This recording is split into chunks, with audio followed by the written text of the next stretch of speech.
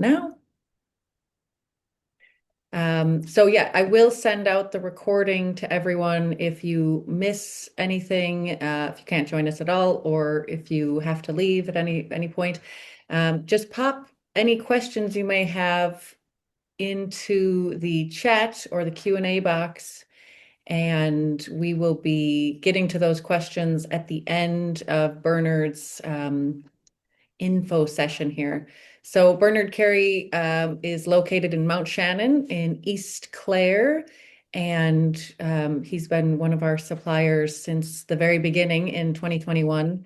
So I'll let Bernard take it away, and then we'll have questions at the end. Thanks, Bernard. Yeah, hi.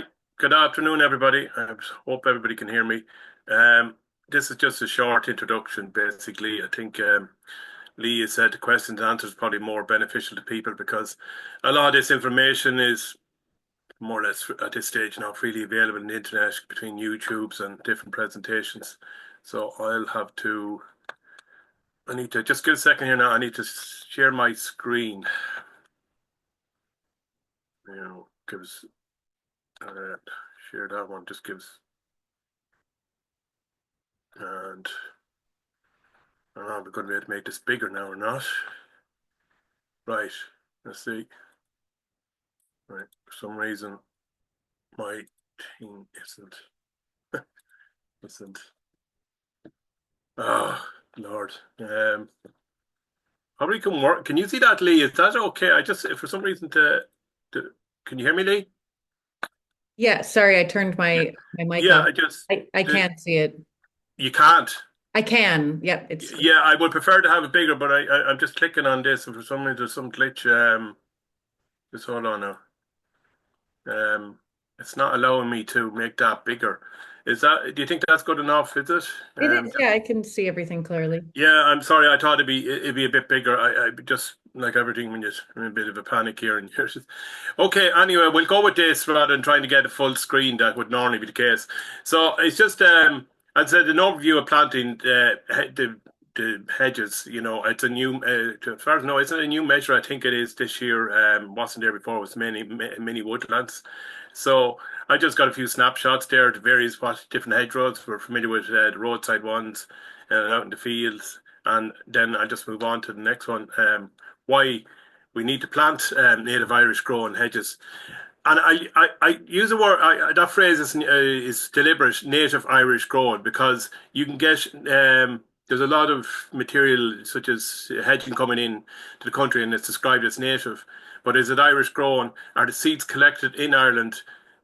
That's up for, you'd have to ask the supplier that, but there's a lot of people who would call, oh, we got native hedging, but it may have come from Holland. And why is that a big deal? I'll just jump ahead there slightly in that there to one of the points there. It's the introduction of diseases.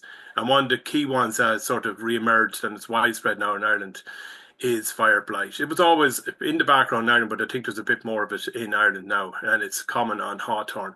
A lot of hawthorn come in with these various schemes.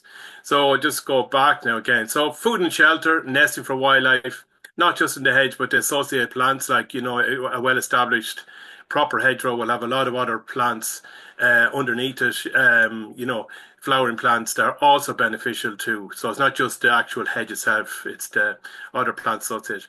Obvious one for used for a long time. Why were hedges maintained so much? Because there were fences, there were boundaries, and a common practice back in the day. It's around now too, and there's lots of groups. There's Irish Hedge Lane Association, which was very beneficial for keeping out animals and maintaining the viability of such hedges, that they need to be cut back every so often. But obviously, they need to be done in such a manner that they're able to reproduce themselves, not destroyed. As I said earlier, adapted to Irish conditions in sync with the native flora and fauna. Flora more so than actual the fauna there, fauna down. What I mean by that is, Sorry, I don't know if you mean to be on another slide, but it's still on the very first slide. ooh, I am on another slide, yeah. Yeah. Oh, right.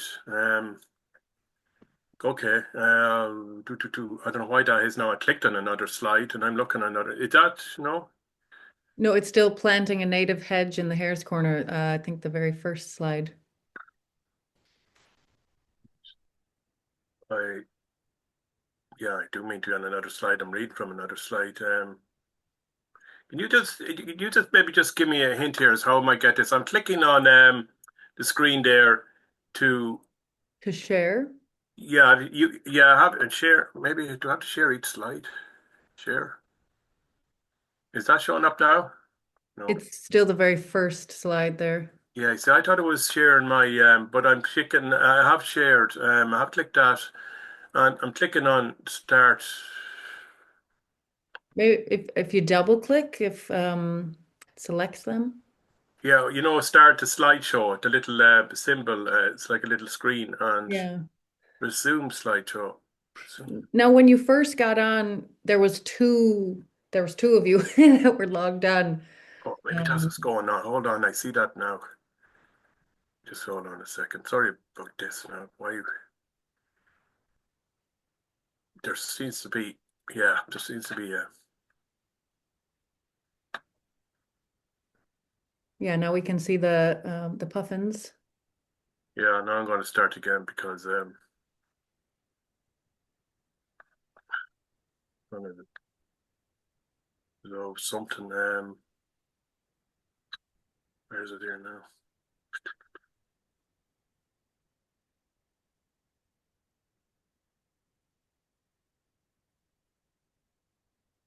And I did, just to let everyone know, I sent in the webinar chat there the hedgerow species breakdown. So you are set to get 50 hedgerow tree bare roots.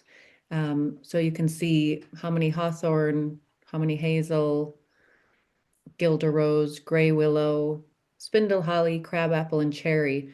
So the quantities of each are in the chat box there if you didn't get that in an email. Can you Um, can you see that there now? Are the slides changing now? no, but still in the your desktop, the of the puffins. Right. I don't know what's going on there. Can you open it on your desktop just as like a PowerPoint? Yeah, like I have it opened up, on my computer here as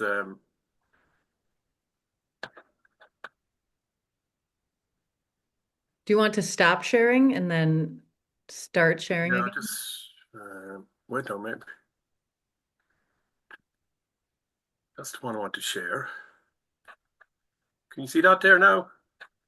Yes. Yep, I can see that now. You can see that now, can you? Why plant native Irish grown hedge? Yes. Okay, I don't know. I know, sorry. I'm sorry about that.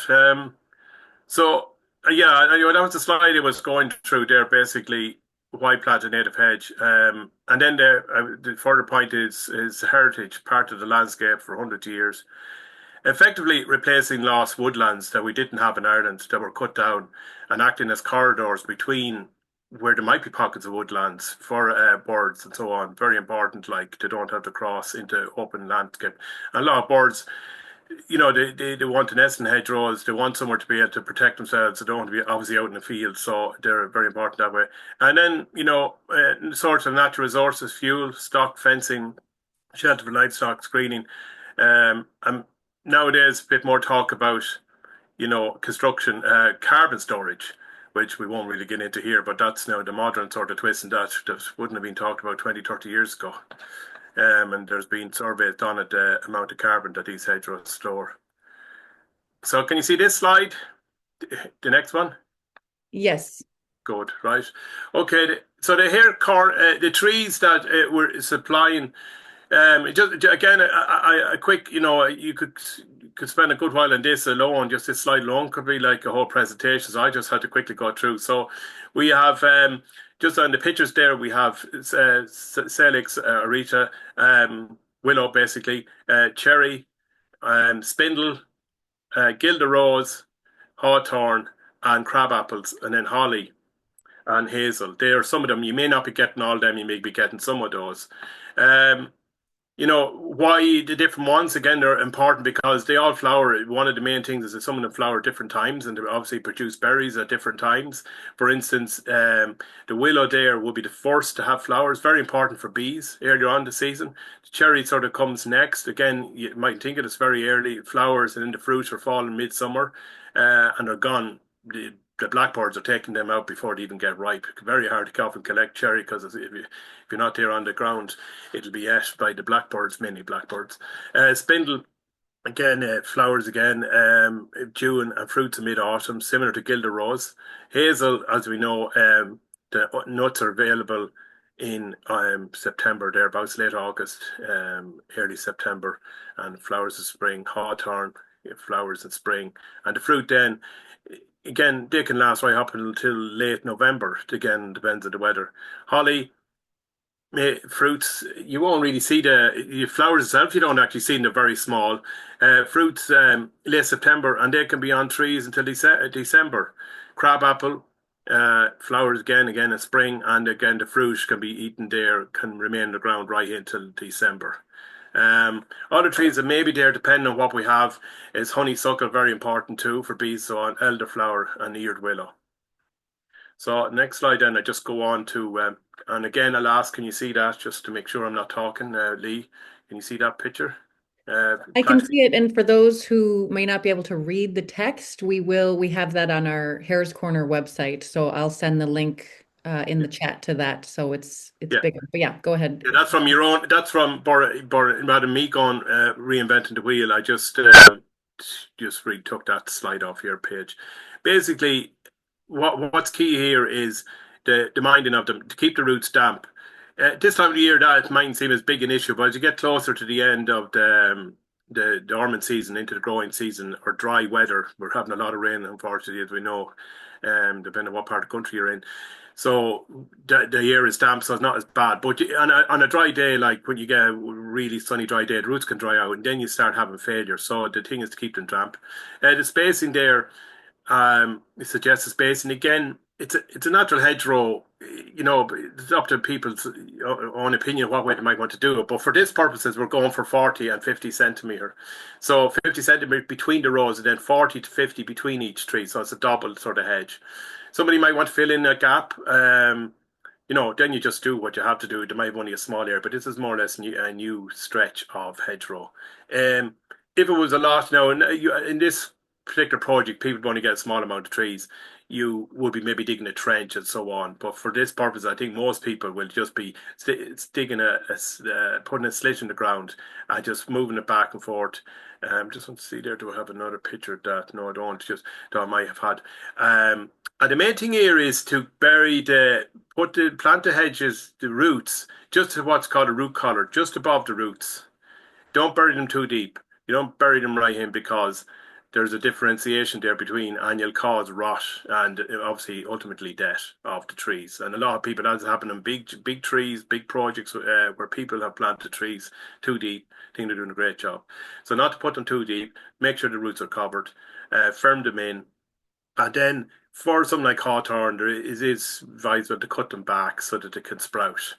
And now, what else? Animals then, grazing, big problem. I'm going to move on to that the next slide. I'm sort of rushing through here because I think questions are more important. Hopefully you can see this. So this after you plant, so the next big, so you got once you planted, then you potentially drought. If you had a period of dry weather, it would be advisable to plant water. And when I say water, go out with like buckets of water, just throw them on them. Because we do get this sort of weather. We're in a very wet period now. In a month's time, we could have 2 to 3 months of very dry weather. And you will have lots of failures that don't get water. And if you're only to do that 2 or 3 times over a dry spell, that could be enough just to keep them going. But a serious amount of water, just drench them in water. Once you get above that, then the next threats you have are possibly hares, depending on where you are. Deer may be a big problem, and rabbits. So I think hares at this time of year, they're sort of they only attack at certain times. It's just when the sap is coming back up. So they can be just occasional seasonal sort of more threats. Rabbits, if you have rabbits, you got a serious problem, and you seriously need to consider doing something about the rabbits before planting. Deer are nearly everywhere now, particularly along the western part of Ireland and the southwest, down to the south, right into the Midlands. There's very few places now, unless they're intensively agricultured, that don't have deer. Um, and that's just for general tree planting, I'd say that. And then another one, a more newer comer, is probably less so on the East Coast, is bank falls, which can literally chew the bark away. So that's why you can put up these spire tree guards. You can see the bottom here to protect against these. That's up to yourselves to say you don't have a huge amount of them, or these are biodegradable ones up here on the right. They're made out of cardboard. After you get over that, then you may have to deal with grass. Probably bigger threat than the actually wildlife is actually grass and bindweeds and cleavers, various weeds, because they would smother the plants. Um, and you may not be able to see them, and particularly in the first year is crucial because the plants are really stressed out trying to get going. So they get covered up in grass, and this can happen very quickly. You plant them now, and the next thing is April comes, and suddenly in May you look out and you can't even see anything because the grass is just taken off. So you need to be ahead of that. Ways of mulching then around to stop that. You could use cardboard, wood chip, or biodegradable plastic. Do not use grass clippings. It seems tempting to do it, but they just cause an anaerobic and they also drain the nitrogen out of the soil. They're just not a good idea. Maybe well composted farmyard manures and everything. Anything to just slow that growth rate down. And as I said earlier, is the drought. Just to keep the water on. So that's actually it then. I know that's a bit rushed and I got a bit flustered. Sorry about that with the slides going. Hopefully we can take up, any questions now that, more details. Yeah, thanks so much, Bernard. We already had quite a few questions come in, and I was able to answer some, but just to let everyone know, when we give you the trees, we do suggest you planting them as soon as possible, but within the week, just getting them into the ground as soon as possible is really what's best for their survival. If you can't put them in their permanent location, we suggest healing them in, which is just having a bit of a trench and just sticking them just so the soil covers them and they stay moist until you can get them in their permanent location. Yeah, Um, some of the plants I supply are in pots, or most of the plants I supply, but there'll be other suppliers that they're bare root. So the pot ones just need to be kept in the corner and wet. But uh, cannot stress because with best will in the world, and I fall victim to this myself, you'd say, "Oh, I'll do that now next weekend," and then something happens next weekend. The next thing is you don't get to do it. So do it nearly as soon as possible. Plant. Then you avoid all them issues of trying to store them more because they'll start rooting, like particularly bare root ones. Next thing there's white roots coming out when you're damaging them, pulling them out if you trench them in. okay, very good. One question, how far away to plant from fencing? What would you say, about a meter? Yeah, yeah, a meter preferably. Again, it depends on various. When you say fencing, it's a very broad term. Like, for instance, if it was a stone wall against a neighbour's adjoining property, you want to keep away because sometimes those foundations can come out. Let's say a concrete wall, and the concrete, and you might say, "Oh, I want to keep it up again," but there's nothing there, so you've only got a bit of soil one side. So yeah, a meter would be a sort of good all round, a half a meter, a minimum from something else to allow them to grow both ways. Some plants, such as holly and crabapple, I am used to seeing as trees. Can they be grown into more hedging, or will they eventually become trees? Um, if you get crabapple, and I don't know, I don't know whether there's any crabapple going on this. They could be growing. Most of the bushes or what we call hedging will grow into trees. It's just the way we manage them. You know, even bizarrely, sort of off topic, is spruce. Norway spruce. I've seen this. It was in abroad in the Nordic countries, and I was amazed at the amount of hedges that they had made out of Norway spruce. That was their hedge, and you would never think it as a forester that somebody would actually plant a Norway spruce as a hedge. So anything can be turned into a hedge, and if they're let go, they will go. They'll revert to form. So if you give it a few years, they will turn into trees. But I suppose if you've got two or three crabapple, you would probably prefer to let them become trees, you know. Yeah, we give out one crabapple in the mix. Yeah, well then you'd like that to turn into a tree. But as I said, if you neglect it, it will turn into a tree. Very good. Is there a particular mix or order for planting that suits best. So we're giving them 24 hawthorn, 10 hazel, and then the others are mixed in between. So Gilder rose, gray willow. Yeah, So I suppose with what we've suggested, with kind of the zigzag pattern, the double yeah, rows, that would give you 12 meters yeah. with the 50 trees. So that'd be two hawthorn per meter, and then everything else dispersed in Yeah, between. yeah. Put groups. As I said, it's not a big amount, so you would normally say groups, but as I said, it's only 12 meters, so I wouldn't get worked.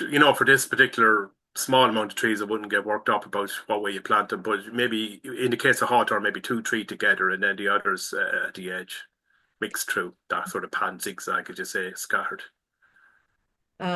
I also had a question come in from an email.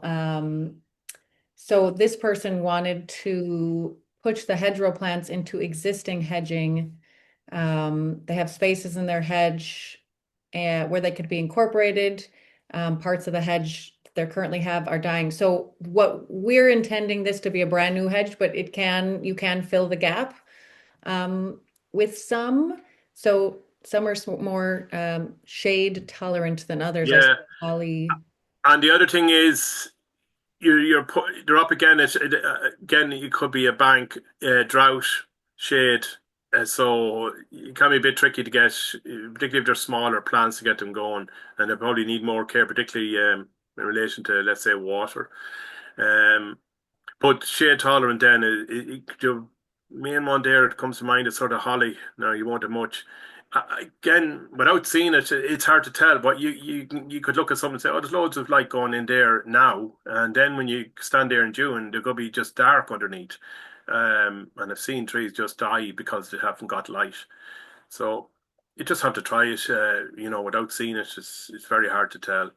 Um, if you were planning ahead again, somebody was doing it, yeah, maybe they would buy holly and just buy, if that was a specific case where there are a lot of gaps and they wanted to fill them in and didn't want them to die. Yeah, I'd plant something like holly because it is shade tolerant. Is there something I can do to prevent powdery mildew without chemicals? My hawthorn hedge failed due to this. Mm, there are alternatives, but I don't know whether your hedge failed due to powdery mildew, to be quite honest. And if it's out like I grow them and in the polytunnel and they'll get it and they really are hammered, but they don't actually die. Particularly broadleaves, because what happens is the leaves fall off and they recover the following year. Um, I think there's something like sodium bicarbonate or something like that you can put on. But I don't believe that a hedge would die because of it. It will totally knock it back and it will knock it, it won't grow much.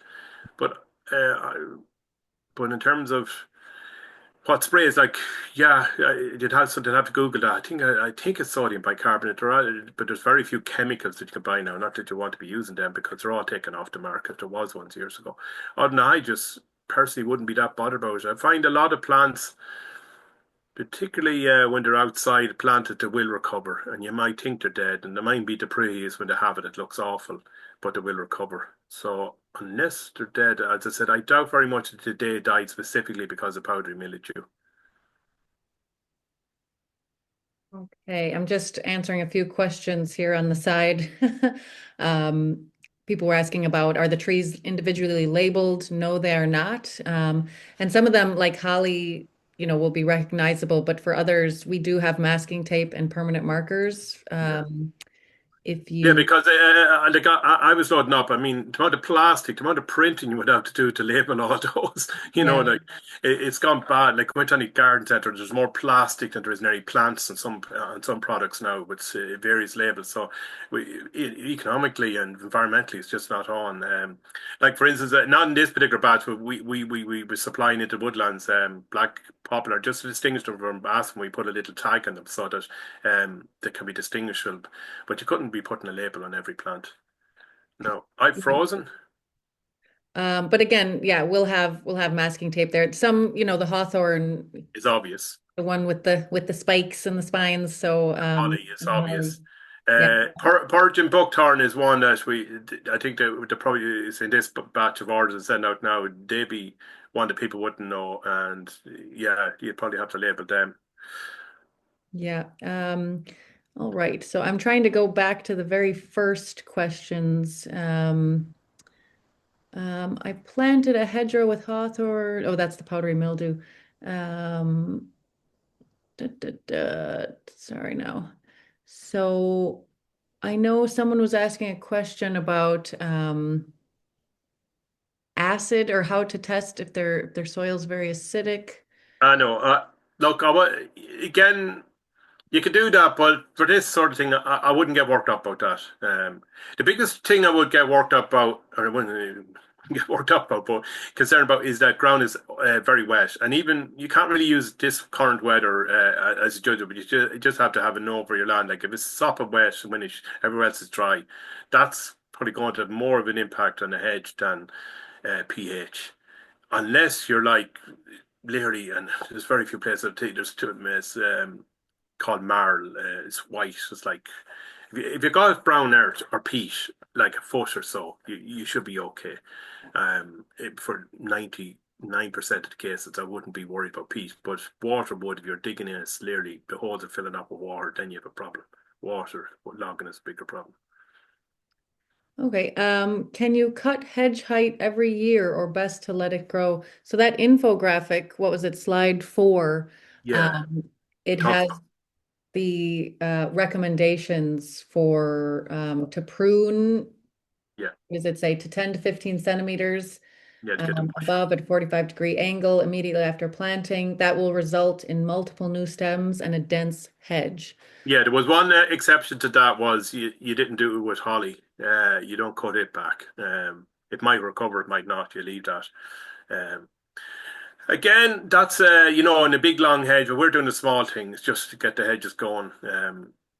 Mind them is the biggest thing that they're kept alive. I wouldn't get too worked up about cutting them back. But once you get to your desired height, you just cut them every year. You could, it's quite right. You could cut them at that height that Lee just said, and then let them grow a bit, and maybe cut them again, and then let them grow to their final height, and you should have a bushy hedge then. And a lot of people were asking about ways to protect, deers, goats, hares, donkeys. Um, is there shops or somewhere you'd recommend sending them, or to depending on the plastic or the mesh, or Yeah, there's a couple of suppliers in Ireland there that sell. You can get the one of the main brands is called Tubex, Tubex. There's another one too. I can't remember the name, but I might have to look that up. Doesn't come to mind now. There isn't too many in Ireland. Tubex is the main one, and they provide a range of products in terms of spiral tree guards, and thankfully they're now moving into the area biodegradable. So if you look up Tubex, and you'll find somebody in Ireland probably selling them. great. And yeah, we've already gone over that the 50 bare roots you get will cover about 12 meters. And that's a double line. Recommendation to get rid of binder weed. Big problem here, and I refuse to use chemicals. But, bindweed, yeah, that's a big problem. Yeah, look, I don't know. Once you have that weed in, like I don't think, I don't know whether it's actually, it could be somebody might correct me. I'm not sure whether it is invasive or non-native. I should say it is invasive, but I think it's native. Bindweed. There's other ones. Um, what are you going to do about that? You're just going to pull it off to the hedge. It's always going to be a problem if, because it literally leave a little bit of that behind and it just pops back up. Very hard to control that weed if you get it into a bed, and it will spiral up. Yeah, just going to have to manually pull it off as it come, midsummer, just pull it off. That's the only good thing about it. If you do nick it, it's sort of done for the year. It's just something you have to keep after every year. If you ignore it, it will cover the whole thing and pull it, particularly more trees, individual trees, because it'll pull one down, it'll bend them over. But just go out and cut it at the butt. Pulling it, yeah, very little you can do. And maybe eventually, when the hedge is big enough, it'll shade it out. But But yeah, it's ideally before it sets seed and oh yeah, oh yeah. just yeah. But it's not just that. It's got roots and the spread, and sprout back up. That's the problem with that. Just weakening it. Yeah. Stay at it. It's just a nuisance weed. Again, does a kid do much harm to the trees? Probably when they get a bit more mature. Not certainly when they're younger, it would it's smother them. But most plants will grow on. But it's just a nuisance. It's unsightly, spiraling all over the place and pulling down. Yeah. Yeah. So we have a question about the area that this person is planting will take more than 50 trees. Can we buy more ourselves? Um, and can others be added like blackthorn, dog rose? And Bernard, you have a nursery business there. Is that Yeah, um, well, I'm sold out to yourselves, so okay? there's plenty of other suppliers. There's no shortage. As I just said earlier on in the conversation, was chatting with the slides maybe, was to try and ensure, and they're hard enough cash, native Irish grown material. It is. And when with the Burn Bio, the Hare's Corner project, we get from Fermoy Woodland Nurseries in Cork, um, Wild Oaks in County Clare, and then Bernard in Mount Shannon in County Clare. But we get those wholesale because we're buying such large quantities. So it is, you should take care when going to a local nursery that, it's hard to know that everything is native grown and local and not brought in. Um, so I'm trying to think on Tashka, or there might be some websites that have nurseries listed near where you're located. Um, but yeah, I suppose apply for the Hare's Corner again for next year. Yeah, Um, I think to be quite honest, probably at this stage, it'll be hard enough to get. You'll get some native stuff like alder, but the more minor tree species, I would say, be very difficult to get Irish grown. You'll get various versions, as I said, they may be brought in. One of the loopholes is sort of you can bring them in from Holland or wherever, Europe, and then grow them in your own place, and you can call them Irish grown. It's like the foods, like all these variations. You probably get them all right. But to actually get material that the seeds were collected in Ireland and sown in Ireland and grown in Ireland at this time of the year will probably be difficult enough now because we're into the middle of February, so most of that stock is gone of the minor tree species. how far away should you plant from a septic tank? Yeah, what the concern there is again septic tanks is roots going in. It won't actually do so much harm maybe to your septic tank because it's a big area, but it's going into pipes. I just would keep, you know, 10 meters away sort of from a septic tank just to try and avoid roots finding their way in. The roots will find their way maybe into cracks in a pipe. And, if it's a modern sort of tank, probably won't be much a problem because PVC, the plastic's very hard for roots to find their way in. But if there's a crack in the tank, if it's a concrete, an old type tank, the roots will find their way in. So you don't just keep 10 meters, I would say. 10 meters, okay. Just Um, And there's a question for the biodegradable tree protectors. And now this is assuming, hare, deer. Otherwise, I'd say planting the trees just as they are is grand. But this person says that the biodegradable tree protectors were too tall and the trees didn't grow well enough. yeah. What size should they be?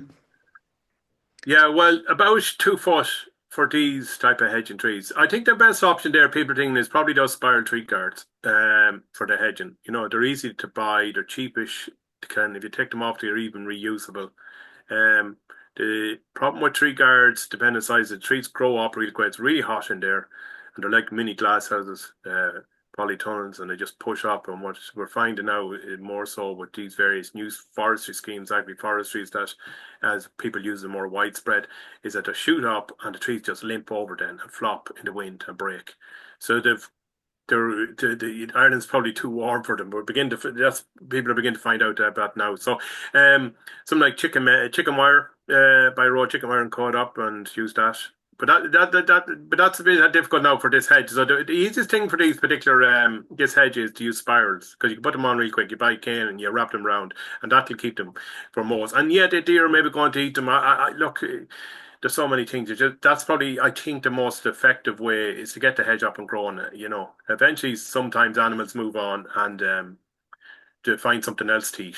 But if they don't get that start in the first 2, 3 years, well, then they're gone. So I It's a think the spirals are most the best. cost-effective way for people on this is the spiral tree guards because they can be sent out cheap enough, and you get a box and you got 100 in them, whatever, and it canes with. There's a few questions about rhododendrons and bindweed and everything.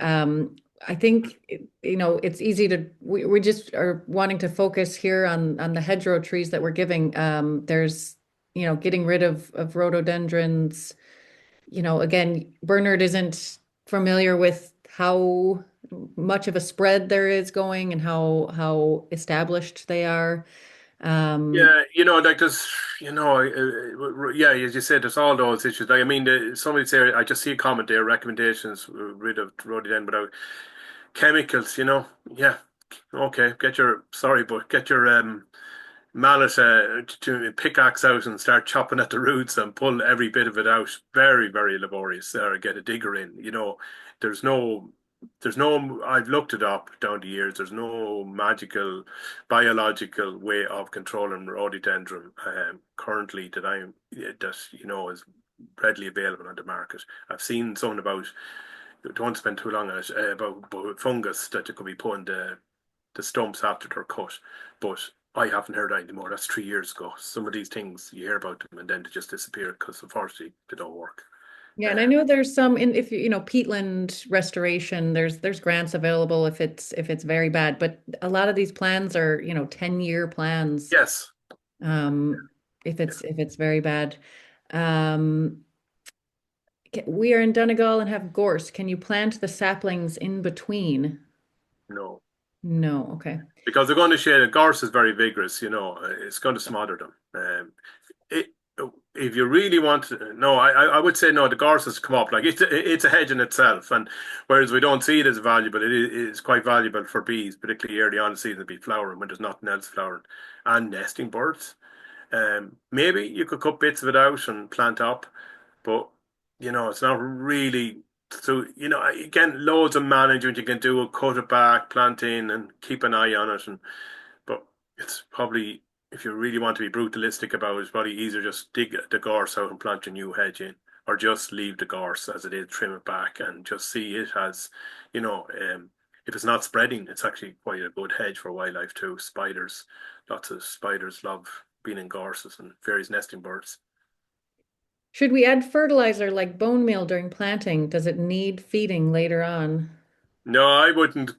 You can do it, but to be honest, a lot of these trees they don't need. There's enough fertility in most soils. If you're on pure peat or something, you might need it, but you're probably not planting in pure peat. So I would say, 90% of the soils are more than suitable. As I said earlier on, if they're too wet, I'd be more worried about the soil being too wet, waterlogged, than it would be about fertility or pH. Would you suggest a wind barrier for the hedges? I'm planning on planting them in an open, exposed area. I don't think the trees we're given should need any wind barrier. They lose their leaves in winter, most of them, except and even holly at that is tolerant. So no, I don't think you need to spend money, but you can buy any good hardware stores this nest you can put up. But personally, and I think if you're near the coast, you put the barrier up, and the trees are never really going to grow properly anyway. But if they are near it and they want it, yeah, you just go into any regular hardware. They nearly all have this netting that you can get now for shelter, and you just need to secure it very well with fence posts because if it's stopping the wind, it's going to blow down. So you can't just tack it up. If you have a very good fence there already, you can tack it onto it. But you need it very sturdy because the wind, if it's that exposed, it's going to blow it over. Because the way they're designed is they let typically 50% of the wind, the good ones, they let 50% of the wind go through. So you can imagine that's a lot of pressure on a windy day on that net. But I don't really think, for the most cases, people need to go spending that money. There's some of these other plants, which is a different topic, ornamental type hedges, griselinia and so on, might need it to get going, but we're not talking about those sort of. hedging here. There's a question that came in. It's sort of confusing. Are pots okay? I'm assuming they're asking for planting. We don't want you to plant some bare roots, like Bernard said, are come in pots, but when it comes to planting, you should not be planting these bare roots in pots. You should get them in the ground. Oh It's, yeah, intended for to create a new hedgerow. I don't know if that was your question or not, but feel free to pop it into the chat again. I've got two more questions here about holly and planting distance from an embankment. But if you feel like I have missed a question, please type it in again.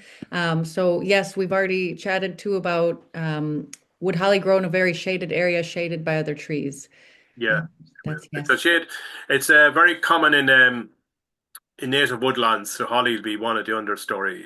Where you got a property can you take over and so you'll have oak maybe overhead. So yeah, Yeah, it's very slow growing, but it'll still be there. How far away from an embankment could I plant my hedgerow? My property is higher than my neighbors, and I'll be growing the hedgerow to make it a living wall.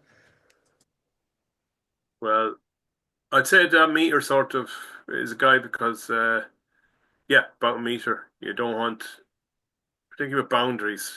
Um, some people think anyway. That's a whole lot of debate, but just be sure the boundary you're planning up again. It is your boundary because it can cause issues down years later when property is being sold. If the hedge is planted and it's not quite in the right spot, then the hedge has to come up. So check your boundary. That again, I don't know where it is. Is it a town or out the country? It may be blatantly obvious if it's out the country, but about a meter to allow it to spread. Yeah. If it is still too wet in a month's time, how late in the year to plant? If the ground you're planting in is sopping wet, don't plant there. But we do want them to get in the ground right away. So, Yeah, well, yeah. I think ground conditions, with the exception of what we've seen, the southeast, I think most people could plant. It's more the actual difficulty of doing it is a bit mucky and wet. It's not nice, So I wouldn't be waiting. I wouldn't be waiting for the ideal weather, to come along, to plant.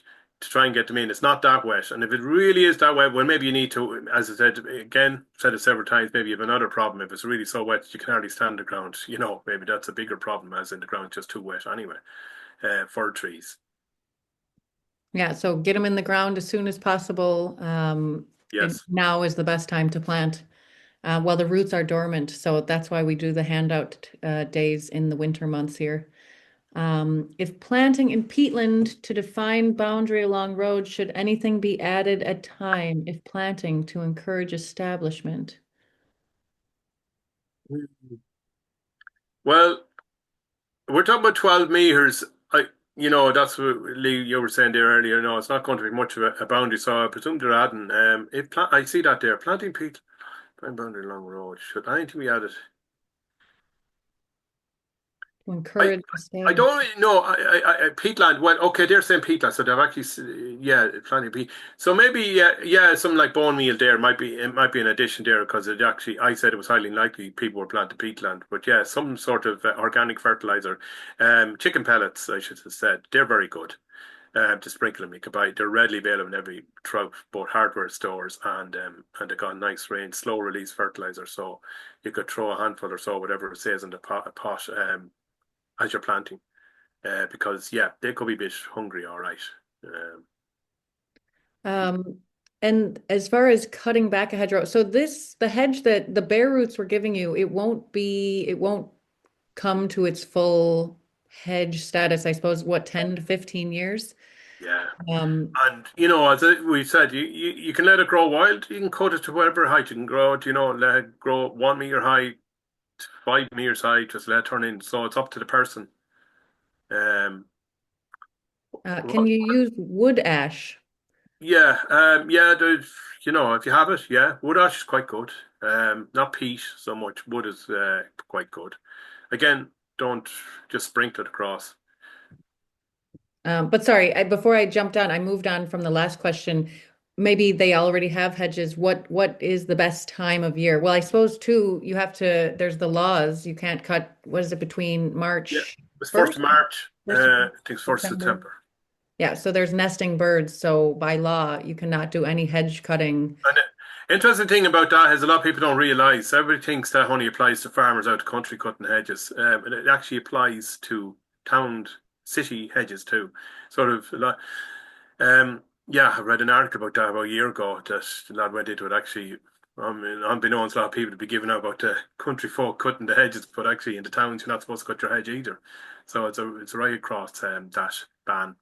Yeah, so anytime after September 1st and before March 1st, Yeah. it's grand to cut But back. again, it has been highlighted, and I've seen in person myself. Um, just so we're having this sort of quick talk, not specific to that question, but people should wait as long as possible to cut their hedges because there's an awful lot of seed. Like as I collect seed from hedgerows, and it's one of the biggest. It's a bit of rush between me and the council, who go up the 1st of September. It's amazing. Like all these hedgerows, machines come out of nowhere. Like they're all lined up in barns, ready to go. In fact, some of the councils have like three machines going, so they're going or two, and they're going so they can do a huge amount. And I have one particular stretch where I collect gilder rows, and I'm always worried that they're going to get before me. So what I'm saying is, in general, just because it's 1st of September, there's a lot of fruit on those trees that birds rely on. And just because 1st of September and there's no birds nesting, it's not just about nesting; it's actually the food. So people should wait as long as they can wait. Now that's easy to say too, because the weather we're having, then if farmers want to cut their hedges, that just can't get out like to the land. But I'm just saying, if you can wait, you should wait because it's not just about nesting; it's all that fruit that's there. Yeah, great point. Um, I think that's a whole nother webinar. Someone asked, is it easy to grow saplings from seed? Um, all the Um, different species. that's a whole different thing. Yeah. It is every seed is different. Let me think. You can probably the easiest tree you can grow from seed is an acorn. You can't really once you don't let the mice eat it. It's fairly foolproof, bulletproof. Yeah, I've seen you can let them die. They look dead and they come back to life. And then it goes from that to like some very difficult seeds like yew and holly, which can take 2 to 3 years to germinate. You have to put them into sand and so on. But absolutely. Then well, actually, the easiest probably then is just go and get a willow and stick it in the ground and it'll root. Particularly now in the next few weeks, people are thinking just cut willow saplings and stick them in and they'll grow away, no problem. Yeah. Um, how far from a road would be best to plant? You know, I, More than a meter, yeah. oh yeah, more than a meter. I mean, you generally keep to the boundary of your existing land. The council, if you ever driving up around the country, you'll see where the walls are sort of. I don't know what the legal is. Um, I'm sorry, I can't give a straight answer to that. Generally, in your planning, if you know that you're supposed to put a boundary, and that's the line, for planting a hedge or putting a wall down or a fence. Okay, so there's one more question here. Can they be kept for a short time in pots until we can plant permanently? Well, as we said, they can. But we're just trying to push that whole thing of I'll do that next weekend and then something happens and I'll do it the following weekend. The next thing is it's growing season. Particularly if you take something like hawthorn, some trees are more tolerant of being sitting in bags and they will grow if the conditions are right. But once hawthorn shows any leaves at all, you get huge failures. They do not like it at all. Particularly one of and there's variations in that, but I always know is hawthorn just if it shows a couple of leaves, that's it. You can put them in and most of them will die. And I will say too, the Hare's Corner project, we do carry out assessments and monitoring. So, um, within a year or two after receiving, you could get a surprise visit from us. So, no, we'll call and message. We won't just show up and walk on your land, but You um, have Google Street View too. yeah, yeah. We're watching you. So yeah, just we just want this to be a successful project. So yeah, to get them in the ground and just bring back the hedgerows in Ireland. That's a big problem. Um, what about bramble briar? Great for the environment and a great barrier plant. Can you buy or plant them? Yeah, I don't think so. Nobody could generally come in and says. Now we probably will in the future have dog rows, something similar. Um, you find if things are going right, those plants will creep in themselves anyway. You don't really need to go planting them. I don't know whether you can buy them. It's like everything. I wouldn't say you can't buy anything. Like you can actually buy gorse of all things. And some of the how could you buy gorse? And they're actually often in landscape plans by designers, but in gorse. So and that just seems mad in one way. But so you may be able to buy them, but I don't know where you would buy them. Probably go to your hedgerow and dig some up somewhere Yeah. else because they'll sprout back up again. You're not going to do all that harm. There was another question about the cutting time. So, besides being outside of the band time, what is the best time to cut back the plants? And I think you were saying, letting them, if you can, letting them full fruit. So, like ivy, I still see fruit on the ivy bush. I think it's more each plant is different between Yeah, the different timing. seeds for different plants, and again, as I say, you could have all these variations. When it's ideal, you got laws that govern when you cut, and then different plants are different. Then weather conditions. I think first of all, you go to the law. So and the reason for that is not just a law, as in it's a reason for us to protect nesting birds. So outside of that, just any time I wouldn't get because it's not one particular tree. It's not like we're doing fruit and trees and when's the best time that's set. And again, within the fruit and trees, it'd be different times for different trees, or within the winter. So just cut whenever you can outside of those nesting, and as we mentioned, and there's more so to existing hedges to hold out as long as you can before you go in with the flail. It chops up everything if that's what people are thinking. The And hedge cut. again, because this lady asked the plant, when is the best time to cut that is of benefit to the plants? So if you're thinking of the benefit of the plants, they don't ever have to be cut.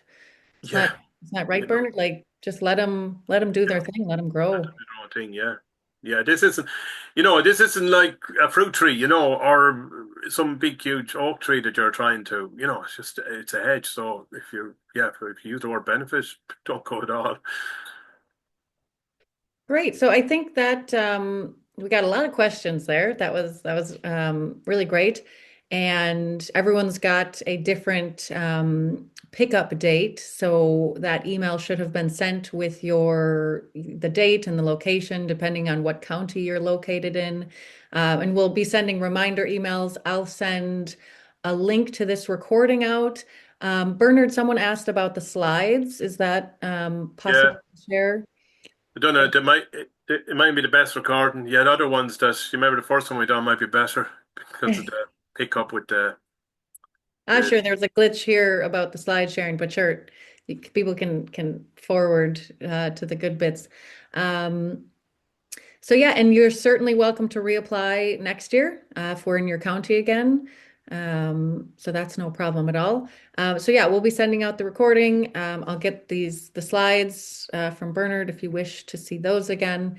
And yeah, we look forward to seeing you at the handout days. Bernard, thanks so much for being here and answering all the questions for the hedgerow action. And thanks for supplying yeah. us with your lovely trees. Yeah, okay. I'll see you again tomorrow, as All it right. turns out for the other one, the woodland one. Yeah, yeah. If you're here for the woodland, it'll be Bernard again. Yeah, Um, all Great. right. Thanks for tuning in, everyone, and have a great rest of your day. Okay, bye. All right. Bye now.